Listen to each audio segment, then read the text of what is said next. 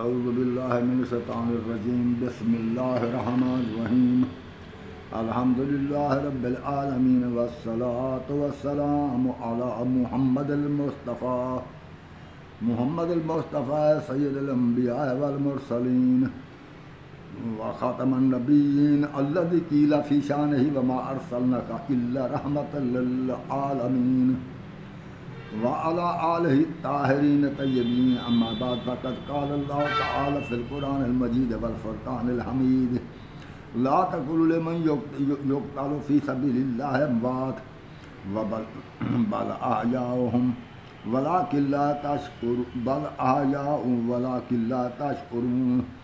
وَلَنَبْلُوَنَّكُمْ بِشَيْءٍ مِّنَ الْخَوْفِ وَالْجُوعِ وَنَقْصٍ مِّنَ الْأَمْوَالِ وَالثَّمَرَاتِ وَبَشِّرِ الصَّابِرِينَ الَّذِينَ إِذَا أَصَابَتْهُم مُّصِيبَةٌ قَالُوا إِنَّ لِلَّهِ وَإِنَّا إِلَيْهِ رَاجِعُونَ أُولَٰئِكَ عَلَيْهِمْ صَلَوَاتٌ مِّن رَّبِّهِمْ وَرَحْمَةٌ أُولَٰئِكَ هُمُ الْمُهْتَدُونَ صدق الله وصدق رسوله النبي الكريم ونحن على ذلك شاهدين والحمد لله رب العالمين اللهم صل على محمد وآل محمد۔ حضرات، آج 11 جولائی بروز جمعرات اور آج 4 محرم ہے۔ میں ابن الخیر سید اللہ بخشا تسلیم آپ کی خدمت میں اپنے چینل تفہیمات الحکمت سے حاضر خدمت ہوں۔ میرے عزیز، میں آپ کو بلاتا ہوں ہمیشہ قرآن کی طرف۔ آؤ قرآن کی طرف، آؤ قرآن کی طرف۔ یہ کتابوں میں جو کچھ ہے یہ علم نہیں ہے۔ کتابوں کو صرف ان کتابی روایات کو جو احادیث مقدس اس میں صحیح ہیں، ان کے صحیح اور غلط کا اس صورت میں پتہ چلتا ہے کہ وہ ان کی مطابقت قرآن سے کی جائے۔ اگر حدیث کی مطابقت قرآن سے ہو تو حدیث صحیح ہے، ورنہ حدیث صحیح نہیں ہے۔ حدیث کیا ہے؟ حدیث ان قرآنی آیات کا وہ سمجھو تفسیر ہے جن کی سمجھ عام انسانوں کو آسانی سے نہ آ سکتی تھی، تو ان آیات کی بطور تشریح کے رسول کریم نے بیان فرمایا۔ اور اللہ نے سورۃ نجم کی آیت نمبر 3 میں فرما دیا ہے وما ینطق عن الہویٰ ان هو الا وحی یوحیٰ، کہ یہ میرا محبوب، یہ میرا نبی اپنی مرضی سے کوئی بات نہیں کرتا، یہ وہی کچھ بولتا ہے، وہی کچھ فرماتا ہے جو اس کی طرف وحی کی جاتی ہے۔ تو وہ یہ وحی جو ہے یہ قرآن ہے، اور رسول کریم نے جو کچھ فرمایا اسی قرآن کے مطابق فرمایا۔ اب اللہ نے رسول کی انسانی زندگی بولتے رہے، حکم دیتے رہے، فرماتے رہے، نہی عن منکر کرتے رہے، مگر اللہ نے ایک مہر لگائی ہے کہ میرا محبوب اپنی مرضی سے نہیں بولتا، یہ وحی کے مطابق ہی بات کرتا ہے۔ تو جب وحی کے مطابق بات کرتا ہے، اپنی مرضی سے کچھ بولتا ہی نہیں ہے، تو پھر ہم یہ کیسے گمان کریں کہ حدیث تو ہے مگر اس کی متعلق کوئی آیت قرآن میں نہیں ہے۔ میں ملاؤں کی مجبوری کو سمجھتا ہوں، اگر وہ صرف اس بات پر آتے ہیں کہ اسی حدیث کو تسلیم کریں جس کی مطابقت قرآن سے ہو جائے، تو ان کا تو مذہب جو ہے وہ رہتا ہی نہیں ہے۔ اس لیے اپنے مذہب کی ساکھ کو رکھنے کے لیے، قائم رکھنے کے لیے، اپنی پارٹی کو مضبوط کرنے کے لیے یہ موضوعہ حدیثوں کا سہارا لیتے ہیں۔ تو ان حدیثوں کو چھوڑو، قرآن کی طرف آؤ۔ میں آپ کو قرآن کی طرف بلاتا ہوں، اور یہ ایسی حدیثیں بنائی گئی ہیں کہ میں تمہارے درمیان 2 چیزیں چھوڑے جا رہا ہوں۔ کیا؟ وہ ایک کہ انی ترک فیکم ثقلین کتاب اللہ بعترتی اہل بیتی، اور دوسرے اس کے مقابل حدیث بنائی ہے کہ انی ترک فیکم ثقلین کتاب اللہ و سنت۔ اور یہ مولوی صاحب کو یہ کہتے ہوئے شرم نہیں آتی؟ کیا رسول کریم نے سنت پر کچھ لکھوا دیا تھا کہ میری سنت یہ ہے؟ رسول کریم کی وہی سنت ہے جو قرآن میں ہے، رسول کریم کا پورا عمل قرآن مجید میں سے تھا۔ تو اس لیے یہ سنتی والی حدیث بالکل غلط ہے اور یہ نہیں ہونا چاہیے، یہ کوئی حدیث نہیں ہے، یہ حق چھپانے والی بات ہے۔ رسول نے یہی فرمایا میں اپنی اہل بیت چھوڑ دیں، اللہ کی کتاب اور اپنی اطرت اہل بیت، اطرت تو مراد یہ ہے کہ جو میرا خون ہے، مجھ سے ہیں، انہی کو چھوڑے جا رہا ہوں۔ ممکن ہے کہ آپ میری بیویوں کو اہل بیت سمجھ کر ان کی اتباع شروع کر دیں۔ کبھی کسی اللہ کی اس کائنات میں آدم سے لے کر حضرت عیسیٰ تک تو کسی عورت کی اتباع نہیں کی گئی، سوائے حضرت حاجرہ کی صرف اتنی اتباع ہے کہ جس صفا مروہ پر وہ دوڑی وہاں پر دوڑتے ہیں، اور اس کے علاوہ کوئی اتباع نہیں۔ حالانکہ وہ بی بی معصومہ تھی، حضرت صدیقہ تھی، اور اسی طرح حضرت سارہ خاتون صدیقہ تھی، معصومہ تھی، اور اسی طرح بی بی مریم معصومہ تھی۔ باوجود ان کے معصومہ ہونے کے، صدیقہ ہونے کے، اللہ نے ان کی اتباع کا حکم نہیں دیا۔ کیوں نہیں دیا؟ کہ عورتیں پردہ دار ہوتی ہیں تو وہ تبلیغ نہیں کر سکتی، مگر وہ معصوم تھیں۔ تو اسی طرح حضرت الزہرا صلوات اللہ و سلام اللہ علیہ معصومہ و صدیقہ ہیں، وہ صدیقۃ الکونین ہیں، تب وہ سیدۃ النساء العالمین ہیں۔ چاہے جو عورتیں آدم سے لے کر محمد مصطفیٰ تک اور محمد مصطفیٰ کے دور میں جو عورتیں پیدا ہوئیں، ان کی بھی یہ بی بی سیدہ ہے، یعنی ان کی بھی سردار ہے۔ اور اس کے بعد سے قیامت تک جتنی عورتیں آئیں گی، شریف عورتیں، نیک عورتیں، عمل کرنے والی عورتیں، صالحہ عورتیں، مگر وہ بھی ان سب کی، یعنی بی بی سیدہ نساء الجنہ ہے، یہ جنت کی عورتوں کی سردار ہے۔ کوئی ایسی عورت نہیں اللہ کی کائنات میں جو بی بی سیدہ سے، سیدہ فاطمہ الزہرا صلوات اللہ و سلام اللہ علیہا سے مرتبے میں زیادہ ہو، کوئی عورت ہو نہیں سکتی۔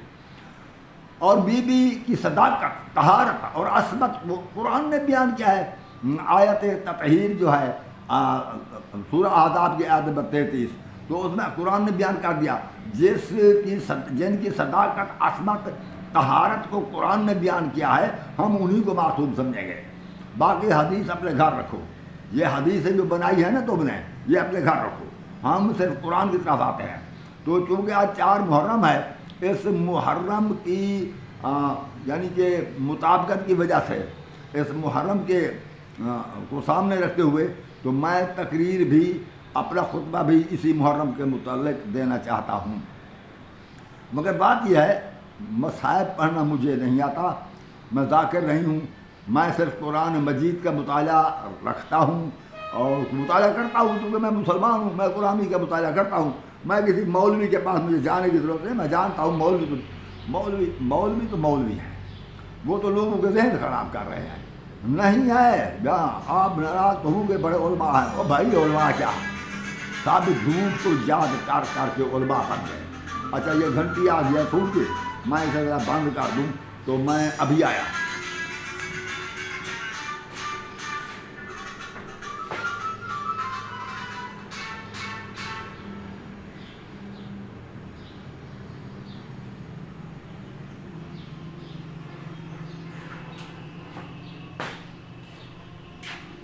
یہ علماء کیا ہیں، ان میں کیا ہے؟ یہ علماء ہیں بخاری کے، یہ علماء ہیں مسلم کے، ابن ماجہ کے، ترمذی کے، یہ علماء ہیں مستدرک حاکم کے، یہ علماء ہیں تو موطا امام مالک کے، مسند امام احمد بن حنبل کے۔ یہ قرآن کے علماء نہیں ہیں۔ اگر قرآن کے علماء ہوتے تو قرآن مجید کی سورۃ النحل کی آیت نمبر 99 میں اللہ نے فرما دیا وَنَزَّلْنَا عَلَيْكَ الْكِتَابَ تِبْيَانًا لِكُلِّ شَيْءٍ هُدًى وَرَحْمَةً وَبُشْرَىٰ لِلْمُسْلِمِينَ۔ ہم نے تجھ پر اے رسول ایسی کتاب اتاری ہے جس میں ہر شے کا بیان ہے، اور کل شے اور ہدایت ہے، اور فرما بردار لوگوں کے لیے خوشخبری بھی ہے۔ تو اللہ نے جب فرما دیا اس میں ہر شے کا بیان ہے، مولوی صاحب کو نماز نہیں ملتی قرآن سے، اگر ملتی ہے تو ایک قرآن ہے، نماز کا ایک طریقہ اختیار کرے۔ بس یہ مولوی صاحب ایک دوسرے کو کافر، مشرک، یہ گستاخ رسول، گستاخ صحابہ کہنے کے لیے شعر ہے، گالیاں دینے کے لیے ہے، اور کچھ نہیں ہے یہ۔ تو اس لیے مولویوں کی اتباع نہیں ہو سکتی، البتہ مولوی سے پوچھا جا سکتا ہے، جیسے کہ قرآن مجید میں فرمایا اللہ نے فَاسْأَلُوا أَهْلَ الذِّكْرِ إِن كُنتُمْ لَا تَعْلَمُونَ۔ اگر تم نہیں جانتے، یہ میں نے سورۃ انبیاء کی آیت نمبر 7 پڑھی ہے، 7۔ تو اگر تم نہیں جانتے تو پھر صاحب علم لوگوں سے پوچھ لو۔ اگر آپ مولویوں کو صاحب علم سمجھتے ہیں تو نہیں، اگر آپ سمجھتے ہیں تو ان سے بات پوچھ لیا کریں، وہ پھر ان سے سند بھی مانگیں کہ یہ قرآن کی سند بتایا۔ انشاءاللہ تعالیٰ مجھے یقین نہیں ہے کہ وہ قرآن سے کچھ بتائیں گے، نہیں بتائیں گے تمہیں قرآن سے۔ تو میں نے آپ کے سامنے ایک آیت پڑھی ہے، اللہ رب العزت نے اس آیت میں فرمایا لا تقولوا لمن یقتل فی سبیل اللہ اموات، ایسے لوگ جو اللہ کی راہ میں قتل کیے گئے ان کو مردہ نہ کہو، بل احیاء ولکن لا تشعرون، بلکہ وہ تو زندہ ہیں مگر تمہیں ان کی زندگی کا شعور نہیں ہے۔ ہاں وَلَنَبْلُوَنَّكُمْ بِشَيْءٍ مِّنَ الْخَوْفِ، اگلی آیت یہ ہے، یہ میں نے آیت جو پڑھی ہے 154 155 56 57 تک، تو میں یہ سورت بقرہ کی آیت نمبر 154 155 اور پھر 156 اور 157، یہ 154 سے لے کر 157 تک سورت بقرہ ہے، اور پارہ نمبر، یہ پارہ بھی پہلا پارہ ہے، سورت بقرہ ہے۔ تو گزارش یہ ہے، یہ پہلا پارہ ہے، یہ یوں سمجھو پہلا پارہ ختم ہونے والا ہے۔ تو سورت آیت نمبر 154 155 156 157 یہ پڑھ رہا ہے۔ لا تقولوا لمن یقتل فی سبیل اللہ ہے، لا تقولوا لمن یقتل فی سبیل اللہ اموات، جو لوگ اللہ کی راہ میں قتل ہو گئے ان کو مردہ نہ کہو، بل احیاء ولکن لا تشعرون، اور لیکن وہ زندہ ہیں، بلکہ وہ زندہ ہیں اور تمہیں ان کی زندگی کا شعور نہیں ہے۔ پھر آگے اللہ فرما رہے ہیں وَلَنَبْلُوَنَّكُمْ بِشَيْءٍ مِّنَ الْخَوْفِ وَالْجُوعِ وَنَقْصٍ مِّنَ الْأَمْوَالِ وَالثَّمَرَاتِ وَالْأَنفُسِ وَنَقْصٍ مِّنَ الْأَمْوَالِ وَالْأَنفُسِ وَالثَّمَرَاتِ، اور میں اللہ فرمایا ہم تمہیں آزمائیں گے، تمہاری آزمائش کریں گے۔ جس صورت سے آزمائش کریں گے وہ آزمائش اس طرح کریں گے، من الخوف، تمہیں خوف دے کر آزمائیں گے، والجوع، اور بھوک دے کر آزمائیں گے، والنقص من الاموال، مال کے نقصان سے آزمائیں گے، یعنی تم پر خوف طاری ہوگا، اگر پھر بھی تم راہ راست پر رہ گئے تو ہم تمہیں بھوک دیں گے، اگر پھر بھی راہ راست پر رہ گئے تو ہم تمہارے مال کا نقصان کریں گے، مال ختم ہو جائے گا، پھر بھی راہ راست پر رہ گئے تو پھر ہم تمہاری جانیں لے لیں گے، پھر بھی راہ راست پر تمہاری اولاد بھی لے لیں گے، پھر بھی تم راہ راست پر رہ گئے تو وَبَشِّرِ الصَّابِرِينَ الَّذِينَ إِذَا أَصَابَتْهُمْ مُصِيبَةٌ قَالُوا إِنَّ لِلَّهِ وَإِنَّا إِلَيْهِ رَاجِعُونَ، پھر ایسے صبر کرنے والوں کو اے رسول خوشخبری دے دے کہ جب ان پر مصیبت آتی ہے تو وہ کہتے ہیں اِنَّ لِلَّهِ وَإِنَّا إِلَيْهِ رَاجِعُونَ، ہم آئے بھی تو اللہ کی طرف سے ہیں، جانا بھی اسی کی طرف ہے۔ تو اللہ فرما رہے ہیں یہی لوگ جو اس طرح صبر کرتے ہیں کہ بھوک کی وجہ سے صراط مستقیم سے ان کے قدم ڈگمگاتے نہیں، خوف آ جائے وہ خوف کی وجہ سے صراط مستقیم کو نہیں چھوڑتے، بھوک کی وجہ سے صراط مستقیم کو نہیں چھوڑتے، اور پھر مال کے نقصان کو دیکھ کر بھی صراط مستقیم کو نہیں چھوڑتے، اور اس کی اولاد چلی جائے، ذبح ہو جائے، مر جائے، شہید ہو جائے، تب بھی وہ صراط مستقیم کو نہیں چھوڑتے، پھر ان کی جان چلی جائے مگر صراط مستقیم کو نہیں چھوڑتے۔ تو اتنے حد تک جو صبر کرتے ہیں، اے رسول ایسے صابروں کو جب ان پر کوئی مصیبت آتی ہے تو کہتے ہیں ہم آئے بھی تو اللہ کی طرف سے ہیں، پھر جا بھی اللہ کی طرف رہے ہیں، تو ایسے صابروں کو اے رسول خوشخبری دے دے، جو ایسے لوگ ہیں فبشر الصابرین الذین اذا اصابتهم مصیبۃ قالوا ان للہ وانا الیہ راجعون، تو ایسے صابروں کو، ایسے صبر کرنے والوں کو خوشخبری دے، اولئک علیہم صلوات من ربہم، یہی لوگ ہیں جن پر اللہ کی طرف سے درود ہے، صلوات ہے اللہ کی طرف سے، ورحمت، اور رحمت ہے، واولئک هم المہتدون، اور یہی ہدایت یافتہ ہے۔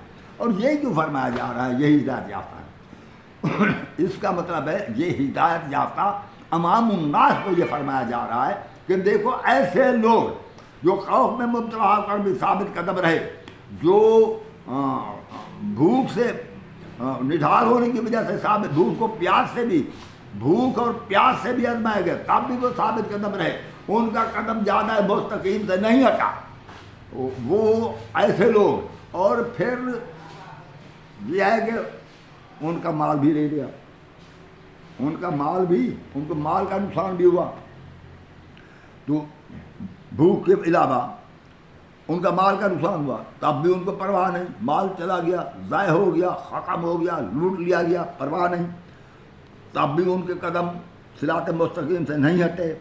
اور پھر اولاد ان کی لے لی گئی تب بھی انہوں نے کوئی دریغ نہ کیا، اور راہ راست پر رہنے کے لیے یعنی کہ قیام عدل و انصاف کے لیے، قیام حق کے لیے انہوں نے اولاد بھی قربان کر دی، اپنی جانیں بھی قربان کر دی۔ تو ایسے ہی لوگ ہیں، تو پھر ایسے لوگوں کو اے رسول خوشخبری دے۔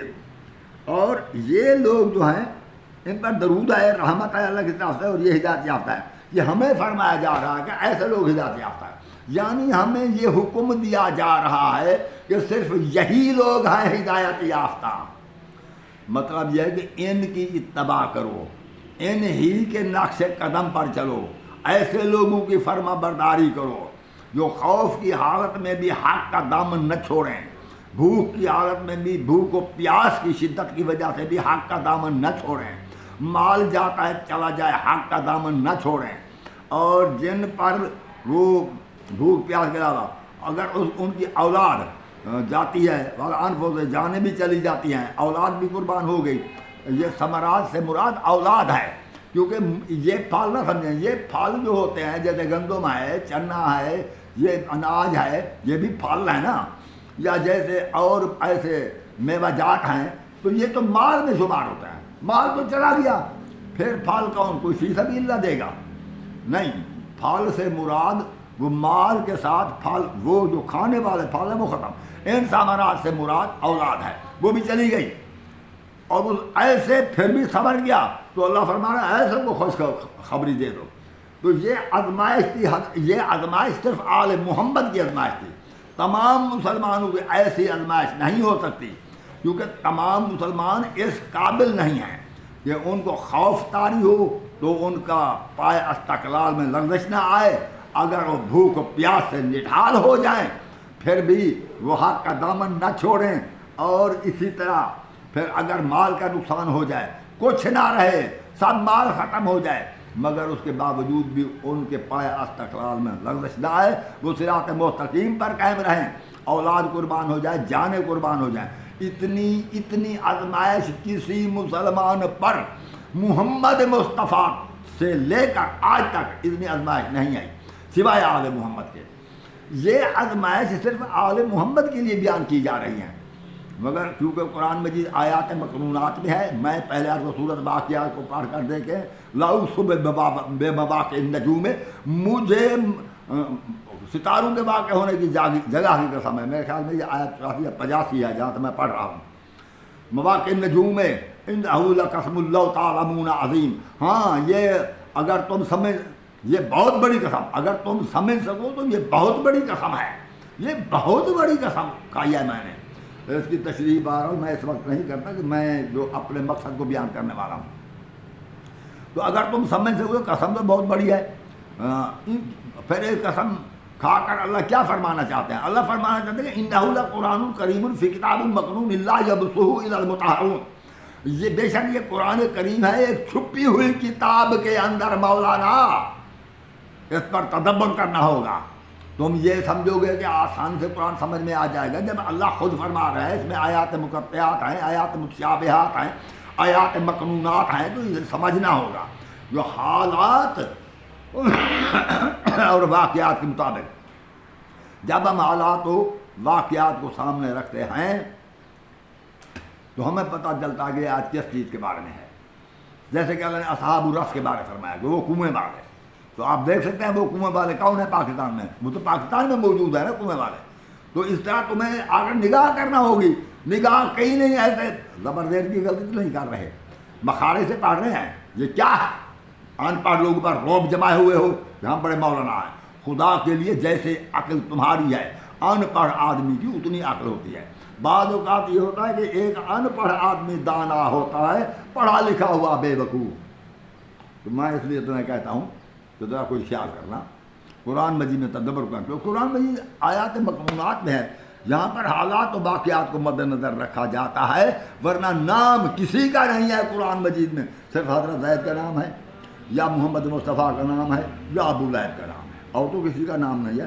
جو قرآن مجید کے نزول کے وقت لوگ تھے ان کا نام نہیں ہے، ہاں ان سے پہلے جو لوگ تھے ان کے نام ہیں، جیسے موسیٰ، عیسیٰ، ابراہیم، اسماعیل، اسحاق، مطلب یسع، ان کے نام ہیں، مگر یہ جو نزول قرآن کے وقت لوگ تھے اس وقت کے لوگوں میں سے صرف 3 آدمیوں کا نام ہے، حضرت محمد مصطفیٰ صلی اللہ علیہ وآلہ وسلم، اللہم صلی علی محمد وآل محمد، اور حضرت محمد مصطفیٰ کے علاوہ حضرت زید کا نام ہے، اور اس کے علاوہ حضرت زید کے علاوہ یہ ابو لہب کا نام ہے، بس یہ 3 نام ہیں، میں تو نہیں سمجھتا کہ اور کسی کا نام ہو، اور واقعات سے آیات کو سمجھنا پڑتا ہے، تو یہ واقعات دکھائے گئے ہیں، تو ان میں حضرت امام حسین علیہ السلام پر جو مصیبت آئی تو اس کو سب سے پہلے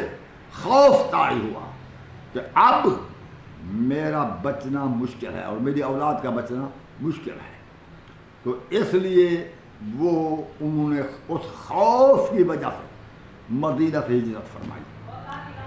جب مدینہ سے ہجرت فرمائی تو یہ خوف کی وجہ سے، ورنہ کون اپنا وطن چھوڑتا ہے، بچوں کو ساتھ لے کر، عورتوں کو ساتھ لے کر، سب کو ساتھ لے کر روانہ ہو رہے ہیں، وطن چھوڑ رہے ہیں، اور روانہ بھی رات کے وقت ہوئے، تو یہ چل پڑے ہیں۔ بعض کہتے ہیں کہ 2 شعبان کو اگر چاند کے حساب سے حساب لگایا جائے، قمری مہینوں کے حساب سے، تو 2 شعبان سے لے کر 2 محرم تک یہ 5 مہینے بنتے ہیں۔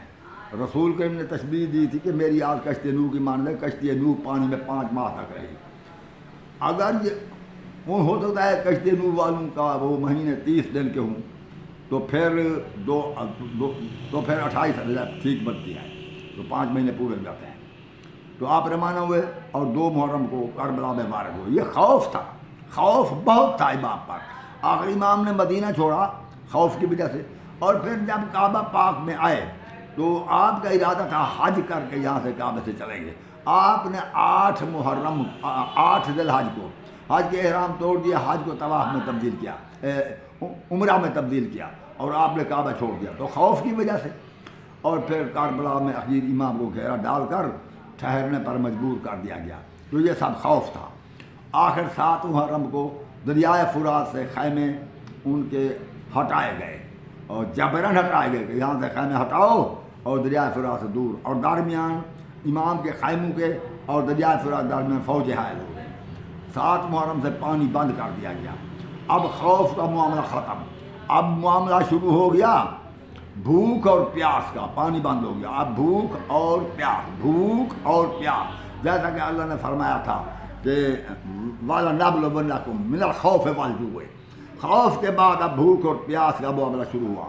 اس کے بعد حضرت امام حسین علیہ السلام نے دیکھا کہ میری شہادت ضروری ہے، اب بچنا محال ہے، مجھے یقین ہے، ویسے امام کو پہلے بھی یقین تھا کہ قرآن مجید میں جو بیانات آ چکے تھے، رسول کریم صلی اللہ علیہ وآلہ وسلم نے جو حدیثیں بیان فرمائی تھی، یقین اس کو تھا، مگر اب چونکہ وقت بہت قریب آ گیا تھا، اس لیے حضرت امام حسین علیہ السلام نے ایک شخص کو بنی اسد کی طرف بھیجا، جو ساتھ ہی ایک بستی میں، جو کہ بستی عتیم تھی، وہاں بیٹھے ہوئے تھے، کہ ان میں سے کسی کو بلا رہا ہوں۔ وہ ایک شخص آ گیا یا 2 آئے، جتنے آئے تو امام کی خدمت میں حاضر ہوئے، تو امام علیہ السلام نے فرمایا یہ بتایا کہ یہ زمین کس کی ہے؟ انہوں نے کہا جناب یہ زمین ہماری ہے۔ تو آپ نے فرمایا یہ زمین کی قیمت لے لو، یہ زمین مجھے دے دو۔ تو انہوں نے عرض کیا اے نواسہ رسول، یہ تم ساری کائنات کے مالک ہو، یہ زمین تمہاری ہے، ویسے بھی ہمیں اس سے کوئی آمدنی حاصل نہیں ہوتی، کیونکہ یہ دریا کا ریت ہے، ریگستان ہے، یہاں پر کوئی چیز پیدا نہیں ہوتی، آپ دیکھ رہے ہیں یہاں پر گھاس تک، تنکا تک نہیں ہے۔ آپ نے فرمایا جو کچھ بھی ہو ویسے اس کی قیمت لے لو۔ جب زیادہ امام نے، کیونکہ انہوں نے فرمایا اس زمین کو کیا کرو گے؟ امام علیہ السلام نے فرمایا جہاں ہمارے مزارات بنیں گے، ہماری قبریں بنیں گی۔ تو وہ بنی اسد کے لوگوں نے کہا اچھا قبریں آپ یہ اس لیے زمین خریدتے ہیں؟ ہاں۔ اچھا اس کی قیمت 16,000 درہم مقرر ہوئی۔ تو امام حسین علیہ السلام کے پاس سے جو رقم ہوئی، ایسے ہم نے کتابوں میں پڑھا ہے، کل 10,000 درہم، 6,000 درہم کم پڑ گئے۔ تو امام حسین علیہ السلام نے وہ عالیہ بی بی سیدہ حضرت زینب صلوات اللہ وسلام اللہ علیہا کے پاس گئے، ان سے کہا کہ تیرے پاس کچھ رقم ہے کیونکہ تیرے بیٹے بھی یہیں دفن ہوں گے؟ تو انہوں نے کہا ہاں۔ اس نے 6000 درہم بیوی نے دیے، تو 16000 درہم امام نے ادا کیے، تو مال کا نقصان ہو گیا۔ جو کچھ امام کے پاس تھا وہ ختم، جو بی بی کے پاس تھا وہ ختم۔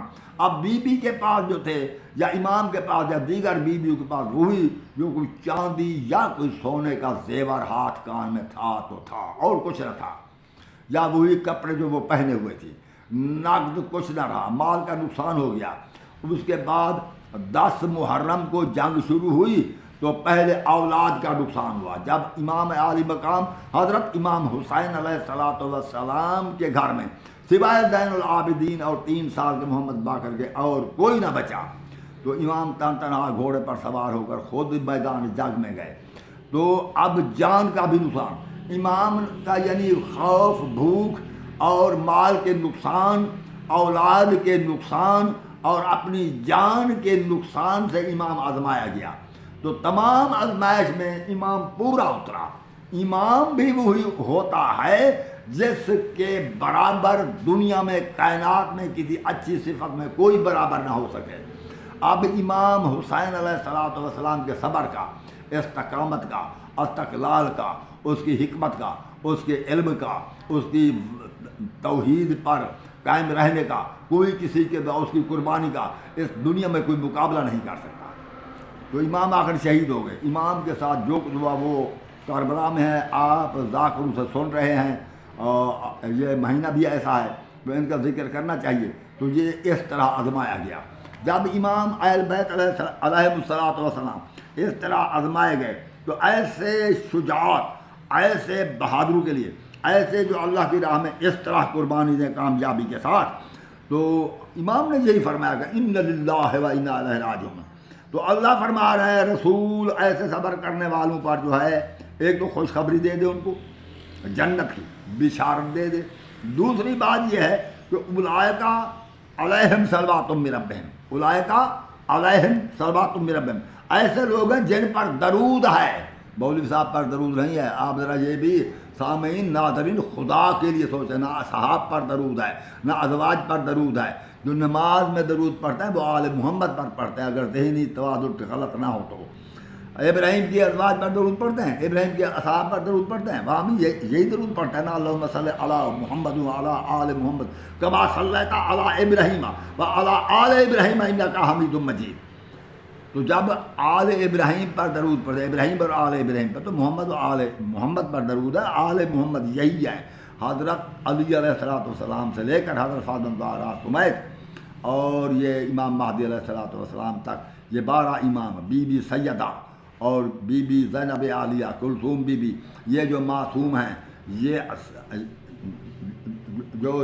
یہ تمام صاحب عصمت لوگ ہیں، یہی آل محمد ہے، درود انہی پر ہے اور کسی پر نہیں ہے۔ تو اولئک صلوات اولئک علیہم صلوات من ربہم، یہ لوگ ہیں جن پر کہ ان کے رب کی طرف سے درود ہے۔ تمہاری مرضی، تم جس پر پڑھتے رہو، رب کی طرف سے درود ان لوگوں پر ہے اور ان پر رحمت ہے۔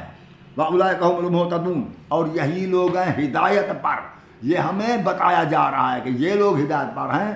اگر تم نے صراط مستقیم پر قائم رہنا ہے، صراط مستقیم پر چلنا ہے اور صحیح ہدایت کی راہ اختیار کرنی ہے اور ہدایت حاصل کرنی ہے، تو ان کی سیرت اپناؤ، ان کے نقش قدم پر چلو، ان لوگوں سے جو پوچھنا پوچھو، یہ دین کو اچھی طرح جانتے ہیں اور یہی ہیں جو اللہ کی طرف سے ہدایت پر ہیں۔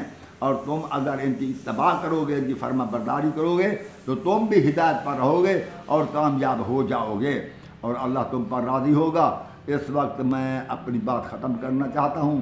تمام ناظرین و سامعین سے التماس ہے خدا کے لیے، یہ میں آیات تو بتلا دی ہے نا، یہ دوسرا سپارہ، پہلا سپارہ جو ختم ہونے والا ہے، اور اس میں آیت نمبر 154، 55، 56، 57 جو ہے میں نے پڑھی ہے، تو یہ سورۃ بقرہ کی آپ قرآن مجید میں دیکھ لینا، پھر اندازہ کرنا کہ ایسی آزمائش جس کا ذکر اللہ نے فرمایا، کسی صحاب پر ایسی آزمائش آئی ہے کیا؟ کسی مسلمان پر ایسی آزمائش آئی ہے؟ تو اگر آپ کو یہ معلوم ہو، تاریخ کے تمام زادوں پر نگاہ کریں، کہ اگر آپ کو معلوم ہو کہ ایسی ازمائش سوائے امام صاحب کے کسی پر نہیں ہے تو سمجھ لو اس سے مراد آل محمد اور اس سے مراد حضرت امام حسین علیہ السلام ہیں۔ اور ایک ہمارے بزرگ عالم اللہ ان کو دیر گاہ سلامت رکھے اپنا خیالات پیش کر رہے تھے کہ آج تو بہت ٹائم ہو گیا، تھوڑا سا میں بیان کرتا ہوں کہ وہ حضرت امام صلی اللہ علیہ وسلم سے بیعت طلب کی گئی، اگر بیعت طلب نہ بھی کی جاتی امام قیام کرتے، یہ ان کا نظریہ بالکل غلط ہے۔ اگر امام قیام کرتے تو معاویہ کے دور میں بھی قیام کرتے، کیوں نہیں قیام کیا؟ کیا معاویہ پوری طرح شریعت پر عمل کرنے والا تھا؟ معاویہ کے دور میں حضرت امام حسن علیہ السلام نے قیام نہیں کیا، تو حضرت امام حسین علیہ السلام نے قیام نہیں کیا، تو اصحاب صلاۃ ابو بکر عمر عثمان کے دور میں حضرت علی علیہ السلام نے قیام نہیں کیا، تو یزید کے دور میں امام صلی قیام کیوں کرتے؟ کوئی امام ہو، کوئی نبی ہو، اس کو تلوار اٹھانے کا اللہ نے کوئی حکم نہیں دیا، اللہ نے صرف یہ حکم دیا ہے کہ میرا پیغام ان تک پہنچاؤ اور امر بالمعروف کرو، نہی عن المنکر کرو، جو تمہارے اتباع کرے، جو تمہاری فرما برداری کرے، اللہ کے راستے پر آ جائے تو میں اس کو جنت الفردوس عطا کروں گا، جو نہ آئے تمہارا کہنا نہ مانے، تمہاری سوائے میرا پیغام پہنچانے کے اور کوئی ذمہ دار نہیں، میں انہیں جہنم میں داخل کر دوں گا۔ یہ ہمارے بزرگ عالم حضرت جناب اپنا میرے خیال میں اس کا نام حسین علی ہے، مجزی اللہ علی، وہ سید بھی ہیں، وہی تقریر کرتے ہیں، مجھے نام بھول گیا، میں نے انٹرنیٹ پر بھی تقریریں سنی ہیں کئی بار، مگر یہ نظریہ جناب سید صاحب کا صحیح نہیں ہے تو میری نظر میں، کیونکہ قیام کا حکم اس وقت تک کسی نبی یا کسی مسلمان کو اجازت نہیں جب تک ان پر کوئی حملہ نہ کرے۔ جب امام پر حملہ کیا گیا تو امام نے جنگ کی، چاہے اس کے ساتھ 70 72 یا 80 آدمی تھے، امام نے جنگ کی، جب تک جنگ نہیں کی گئی، تلوار نکال کر امام کے سامنے نہیں آئی، امام نے کسی کو قتل نہیں کیا۔ اسی طرح رسول کریم کے ساتھ جب تک جنگ نہیں کی گئی، رسول کریم نے کسی کے ساتھ جنگ نہیں کی۔ اور حکم قرآن مجید کی سورۃ بقرہ کی آیت نمبر 190 میں اللہ تعالیٰ نے حکم دیا ہے کہ وہ وَقَاتَلُوا فِي سَبِيلِ اللَّهِ الَّذِينَ يُقَاتِلُونَكُمْ، اللہ کی راہ میں ان لوگوں کو قتل کرو جو تمہیں قتل کریں، وَلَا تَعْتَدُوا، خبردار زیادتی مت کرنا، إِنَّ اللَّهَ لَا يُحِبُّ الْمُعْتَدِينَ، تو اللہ زیادتی کرنے والوں کو پسند نہیں کرتا، چاہے کوئی ہندو بیٹھا ہو، عیسائی ہو، لا مذہب ہو، داڑھیا ہو، کوئی ہو، ہم اس پر حملہ نہیں کر سکتے، بالکل نہیں کر سکتے اس وقت تک جب وہ ہتھیار اٹھا کر ہم پر حملہ نہ کرے۔ جو جس مذہب سے تعلق رکھتا ہے خوشی سے اپنے مذہب پر عمل کرے، ہم اس ہر طرح کی اسے آزادی دیں گے، مگر ایک بات ہم اسے دعوت دیں گے کہ بھائی آؤ حق قبول کرو، حق یہ ہے، اور وہ بھی اس طرح کے جس طرح کے سورۃ نحل کی آیت نمبر 125 میں، سورۃ نحل آیت نمبر 125 اللہ نے فرمایا ادعو الی سبیل ربک بالحکمۃ والموعظۃ الحسنۃ وجادلھم باللتی ہی احسن، کہ اللہ کے راستے کی طرف بلاؤ حکمت کے ساتھ اور با اخلاق نصیحت کے ذریعے۔ اگر وہ تم سے بحث کریں تو چاہے وہ غصہ بھی کریں، کچھ بھی کریں، مگر تم جادلھم باللتی ہی احسن، آسان طریقے کے ساتھ ان کے ساتھ بات کرو، تو ان کو دعوت دو، اگر وہ قبول نہ کریں تو نہ کریں، کوشش کریں کہ دعوت دیتے رہیں، نہ کریں قبول تو وہ جہنم میں جائیں گے، وہ اللہ کے ہاں ہے فیصلہ، ہمارے ہاں نہیں ہے، ہمیں کوئی اجازت نہیں ہے کہ ہم کسی پر حملہ کر دیں۔ تو امام علیہ السلام کوئی قیام نہ کرتے، ان کی مرضی وہ بدھ کو جمعہ نہ پڑھیں، بالکل جمعہ ہی چھوڑ دیں، تو نماز ہی چھوڑ دیں، اذان چھوڑ دیں، کچھ کریں، امام سے حکم دیتے تھے۔ ان لوگوں کو جنہوں نے امام کو شہید کیا ان کو اچھی طرح علم تھا کہ امام کا حکم جو ہے یہ ہمارے حکم سے بہت زیادہ فوقیت رکھتا ہے، یہ امام ہماری من مانی خواہشات کے پورا کرنے کی راہ میں رکاوٹ ہے۔ یا تو امام سے بیعت لیں تو گویا ہمارے ہر اعمال پر ایک مہر ثبت ہو جائے گی کہ نواسہ رسول نے جسے قبول کر لیا وہ کوئی معمولی انسان نہ تھا، اس کا ہر عمل بہتر تھا تو نواسہ رسول نے قبول کیا۔ اگر یہ بیعت نہ کریں تو پھر اپنے راستے سے اسے ہٹا دو، یہ ان لوگوں کا نظریہ تھا، کیونکہ امام نے بیعت نہیں کی، انہوں نے اپنے راستے سے امام کو ہٹایا، وہ مذہب اب بھی چل رہا جو شروع ہوا تھا۔ صرف بات اتنی ہے کہ محرمات کو کچھ تو محرمات سمجھ لیا گیا، کچھ نہیں سمجھا گیا، نماز کے طریقہ کار تبدیل ہو گئے، روزے کے وضو کے طریقے کار تبدیل ہو گئے، تمام فقہ تبدیل ہو گئی۔ کیا خرگوش کھا رہے ہیں یہ حلال ہے، یہ حرام نہیں کھا رہے، ہم ان کو کیا کریں؟ ہم نے صرف نصیحت کرنا بے حرام ہے۔